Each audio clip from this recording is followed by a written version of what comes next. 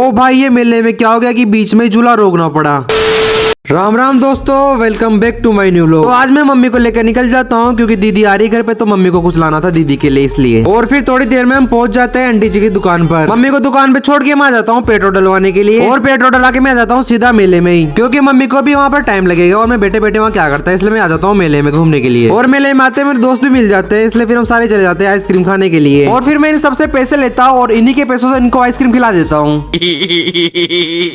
Ice cream खा के जिससे वहां से निकलते हैं मेरा छोटा भाई मेरे से बोलने लग जाता है कि भैया मेरे को रिमोट वाली कार लेनी है। लेकिन फिर मैं इसे समझाता हूँ कि भाई 10 रुपए से लेंगे, उसमें सस्ती मिलती है। तो ये मेरी बात भी मान लेता है। फिर हम आ जाते हैं झूले में बैठने के लिए। मेरे टिकट के पैसे भी मेरे दोस्त ही दे रहे थे, फिर मैं मना थोड़ी करता, इसलिए बैठ जाता हूँ मैं। फ्री का तो मैं भंडारा नहीं छोड़ता, है तो झूला है। फिर थोड़ी सी नाव चली थी लेकिन बीच में रोक देते हैं क्योंकि एक महिला का बहुत ज्यादा डर लगने लग गया था, इसलिए बीच में रोकना पड़ा। महिला को उतारने के बाद थोड़ी देर और झुलाते हैं और फिर हमें भी उतार देते हैं। और फिर मम्मी ने भी शॉपिंग कर ली थी, इसलिए मेरा कॉल आ जाता है, इसलिए फिर मैं निकल जाता हूँ घर के लिए।